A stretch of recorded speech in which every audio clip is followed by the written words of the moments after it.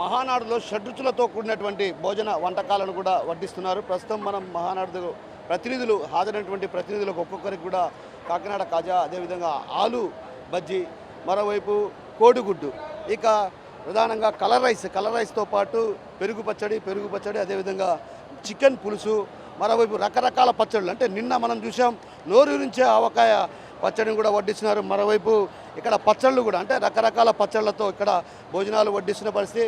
Chicken పులుసు అంటే రాయలసీమలో ప్రత్యేకించి చికెన్ పులుసు గురించి పెద్ద గొప్పగా చెప్పుకుంటారు. అలాంటి షడ్రుచులతో కూడినటువంటి భోజనాలను ఇక్కడ ఏర్పాటు చేయడం జరిగింది. మనం చూడొచ్చు ఇక్కడంతా కూడా వంట చేస్తున్నటువంటి ప్రతినిధులను మనం గమనించవచ్చు. వీళ్ళంతా కూడా సుదూర ప్రాంతాల నుంచి వచ్చినటువంటి ప్రతినిధులు, వీళ్ళంతా కూడా ఇక్కడ భోజనం చేస్తున్నారు. ప్రతి ఒక్కరికి కూడా అంటే రుచికరమైనటువంటి భోజనం వడ్డిస్తున్న పరిస్థితి. ఈ నేపథ్యంలో వీరు ఎక్కడి నుంచి వచ్చారు ఏంటి అని తెలుసుకునే ప్రయత్నం చేద్దాం. చెప్పండి, ఎక్కడి నుంచి వచ్చారు? మా నెల్లూరు ఆత్మకూరు కంటే భోజనం బాగుందా? చికెన్ బాగుందా? చికెన్ బాగుంది. భోజనం అంటే కలర్ రైస్ క్వాలిటీగా ఉంది, ఎక్సలెంట్గా ఉంది, టేస్ట్ బాగుంది, మొత్తం బాగుంది. ఆత్మకూరు కాన్స్టిట్యున్సీ రామనారాయణ గారి తరఫున వచ్చాము. సూపర్గా ఉంది.